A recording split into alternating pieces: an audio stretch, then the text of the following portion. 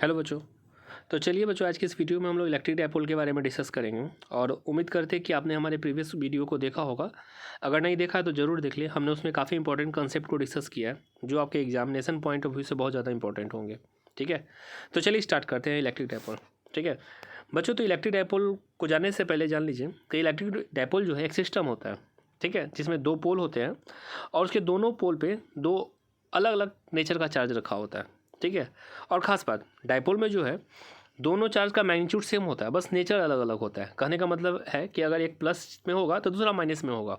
ठीक है, तो हम लोग इलेक्ट्रिक डायपोल को चाहे तो डिफाइन भी कर सकते हैं और उसका डिफिनीसन कुछ इस प्रकार होगा कि हाँ, डायपोल में दो पोल होते हैं और उनका डिफिनीसन कुछ इस प्रकार होगा: two equal and opposite charge separated by a finite distance form an electric dipole. ठीक है, इलेक्ट्रिक डायपोल क्या हो जाएगा? Two equal and opposite charge separated by a finite distance form an electric dipole. ठीक है, समझिए, इसे समझते हैं दो पोल कैसे। जैसे एक पोल ये मान लीजिए और दूसरा पोल ये मान लीजिए। ठीक है, एक पोल पे माइनस क्यू चार्ज होगा और दूसरे पोल पे प्लस क्यू चार्ज होगा। ठीक है, और दोनों पोल का जो डिस्टेंस होगा उसे हम लोग 2L से दिखाते हैं। नहीं, किसी किसी बुक में 2A से रिप्रेजेंट किया जाता है और किसी किसी बुक में 2D से भी रिप्रेजेंट कर दिया जाता है। ठीक है, तो आपको उससे कोई ज़्यादा फर्क नहीं पड़ता है। आप वैसे कुछ भी ले सकते हैं, 2L 2A 2A 2D कुछ भी ले सकते हैं, है तो दोनों इसके बीच का डिस्टेंस ही। ठीक है, तो अब ये जो सिस्टम है ना, ये हमारा इलेक्ट्रिक डायपोल बना लिया।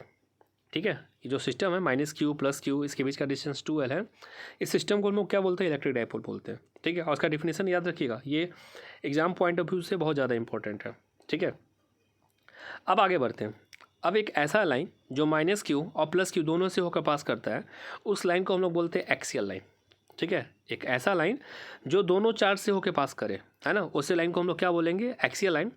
और एक ऐसा लाइन जो डायपोल पे परपेंडिकुलर हो और डायपोल के सेंटर से पास करे। ठीक है, एक ऐसा लाइन जो डायपोल पे परपेंडिकुलर हो और डायपोल के सेंटर से पास करे, है ना, उसे हम लोग बोलते हैं इक्वेटोरियल लाइन। ठीक है, दो लाइन के बारे में याद रखिएगा, एक्सियल लाइन और इक्वेटोरियल लाइन। ठीक है, अब बच्चों हम लोग जानते हैं कि जो डायपोल इलेक्ट्रिक डायपोल है उसकी स्ट्रेंथ को ना डायपोल मोमेंट से रिप्रेजेंट किया जाता है। ठीक है, डायपोल है तो उसका कुछ ना कुछ स्ट्रेंथ होगा ना, उसके स्ट्रेंथ को कैसे रिप्रेजेंट करते हैं हम लोग? डायपोल मोमेंट से, जिसे P से रिप्रेजेंट किया जाता है। ठीक है, डायपोल मोमेंट जो होता है वह क्या होता है कि आप दोनों में से कोई एक चार्ज को ले लीजिए और इसके बीच का जो डिस्टेंस 2L है उसे जब मल्टीप्लाई करिएगा तो आपको डायपोल मोमेंट मिल जाएगा। ठीक है, आप डिफिनीशन को अच्छे से पढ़िए। Product of magnitude of any one charge and the distance between them is called dipole moment. ठीक है, मैथमेटिकली देखिए, P इक्वल टू क्या हो जाएगा? Q into 2L। ठीक है, और डायपोल मोमेंट का जो यूनिट होगा वो क्या हो जाएगा? Q कूलम्ब होता है और 2L डिस्टेंस है ना जो मीटर में होगा, तो इसका अगर यूनिट की बात करें तो डायपोल मोमेंट का जो यूनिट होगा वो क्या हो जाएगा? किलोमीटर। ठीक है, उम्मीद है कि आपको समझ में आ रहा होगा। तो डायपोल मोमेंट का जो यूनिट होगा किलोमीटर होगा और जो मैथमेटिकल फार्मूला क्या हो जाएगा?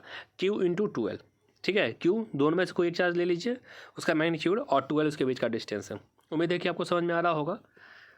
तो चलिए बच्चों, अब हम लोग आगे देखते हैं कि ये जो डायपोल मोमेंट जो है ना, ये एक वेक्टर क्वांटिटी होता है। ठीक है, अब वेक्टर का मतलब तो आपको पता ही होगा कि इसे मैग्नीट्यूड जो कि हम लोग Q इंटू 2L से निकाल सकते हैं, और इसका डायरेक्शन भी होता है ना। याद रखिएगा, डायपोल मोमेंट का जो डायरेक्शन होता है वो नेगेटिव टू पॉजिटिव चार्ज होता है। ठीक है, नेगेटिव चार्ज से पॉजिटिव चार्ज के बीच में होता है। ये इंपॉर्टेंट बात है बच्चों, इसे याद रखिएगा। डायपोल मोमेंट का डायरेक्शन किधर से किधर होता है? नेगेटिव चार्ज से पॉजिटिव चार्ज की ओर। और हाँ, इसका जो डायमेंशन फार्मूला है आप देखिए, जैसे Q इंटू 2L, Q तो हमारा चार्ज है ना, तो Q का डायमेंशन क्या होता है? IT, है ना, I के पावर 1 T के पावर 1, और 2L डिस्टेंस है ना, तो डिस्टेंस का यूनिट क्या होता है? मीटर। इसका डायमेंशन फार्मूला में L से रिप्रेजेंट करते हैं।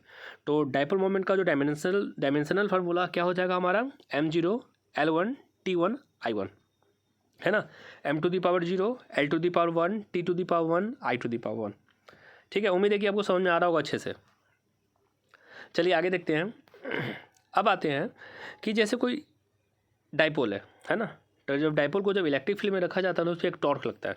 ठीक है, तो उसी से रिलेटेड हमारा एक टॉपिक है, देखिए, torque acting on electric dipole in an uniform electric field. ठीक है, हमारा जो टॉपिक है वो क्या है? Torque acting on electric dipole in a uniform electric field. जैसे देखिए, कोई इलेक्ट्रिक फील्ड E है ना, जिसका मैग्नीट्यूड E दे रखा है, और इसमें कोई इलेक्ट्रिक डायपोल है। Electric dipole minus Q plus Q, इसके बीच का डिस्टेंस 2L है ना। ये जो इलेक्ट्रिक डायपोल वो इलेक्ट्रिक फील्ड E में रखा हुआ है। ठीक है, तो होता क्या है ना, इधर पॉजिटिव चार्ज होगा एक तरफ नेगेटिव चार्ज होगा, तभी तो इलेक्ट्रिक फील्ड है ना। तो इस पर एक फोर्स लगता है। ठीक है, इस पर एक फोर्स लगता है। ये फोर्स जो है इसी को हम लोग बोलते हैं टॉर्क।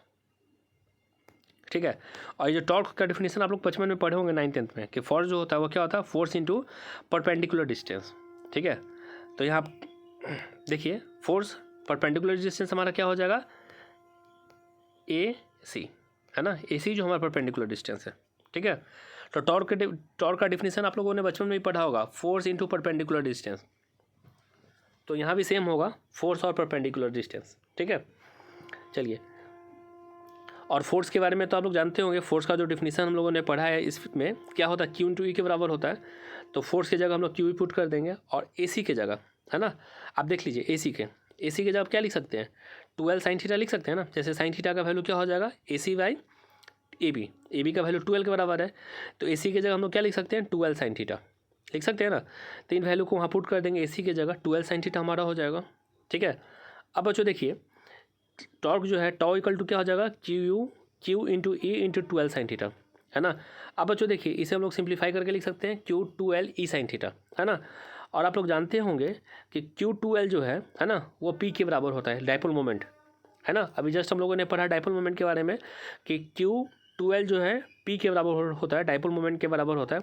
तो जब इसका वैल्यू पुट करेंगे तो हमारा क्या आ जाएगा, P, Q2L की जगह तो हम लोगों ने P पुट कर दिया, और E sine theta is it is आ गया। तो टॉर्क का फॉर्मूला हमारा क्या हो जाएगा, P ई साइन थीटा। P हमारा डाइपोल मोमेंट है ना, ई हमारा इलेक्ट्रिक फील्ड है, और साइन थीटा उसके बीच का एंगल है। ठीक है, उम्मीद है कि आपको समझ में आ रहा होगा। तो चलिए अब देखते हैं कि ये टॉर्क जो है मैक्सिमम कब होगा। तो अगर इसके बीच का एंगल जो 90 डिग्री होगा, 90 डिग्री, तो उस केस में टॉर्क हमारा मैक्सिमम होगा जो P के बराबर होगा। ठीक है, और मिनिमम कब होगा, जब एंगल 0 डिग्री होगा, तो उस केस में हमारा टॉर्क जो होगा मिनिमम होगा। ठीक है, उस केस में हमारा टॉर्क क्या होगा, मिनिमम होगा।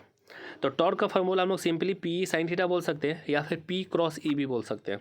ठीक है, याद रखिएगा टॉर्क का फॉर्मूला क्या हो जाएगा, P क्रॉस E या फिर P साइन थीटा। बच्चों MCQ में ऐसे क्वेश्चन जनरली पूछ दिए जाते हैं कि टॉर्क का फॉर्मूला क्या होगा, तो P क्रॉस E, है ना। एग्जाम में ऑप्शन में P डॉट E भी दिया जाता है, जो कि गलत हो जाएगा, है ना। क्या होगा, P क्रॉस E या फिर P साइन थीटा। उम्मीद है कि आपको समझ में आ रहा होगा। अब चलिए बच्चों, हम लोग जितना आज के टॉपिक पढ़े उन पर कुछ MCQ देख लें। तो पहला क्वेश्चन हमारा यह है, the magnitude of torque acting on an dipole is maximum when the angle is, simple है, 90 डिग्री, है ना। टॉर्क मैक्सिमम कब होता है, जब एंगल 90 डिग्री होता है, क्योंकि हमारा जो फार्मूला क्या होता है, P ई साइन थीटा, है ना। तो साइन मैक्सिमम कब होता है, 90 डिग्री पे, तो उस केस में हमारा 90 डिग्री वाले केस में टॉर्क जो होगा मैक्सिमम होगा। अगला क्वेश्चन देखते हैं, which type of quantity is electric dipole moment. अभी हम लोगों ने जस्ट पढ़ा है कि डाइपोल मोमेंट जो होता है वेक्टर क्वांटिटी होता है, जिसका डायरेक्शन नेगेटिव से पॉजिटिव की ओर होता है ना। तो ऑप्शन नंबर बी ही सही होगा। ठीक है, ऑप्शन नंबर बी जो होगा सही होगा, जिसका डायरेक्शन नेगेटिव से पॉजिटिव की तरफ होता है। चलिए, तो बच्चों आज के लिए इतना ही। नेक्स्ट क्लास में हम लोग इलेक्ट्रिक फ्लक्स के बारे में पढ़ेंगे। उम्मीद है कि आपको समझ में आया होगा। तो चलिए आज के लिए इतना ही।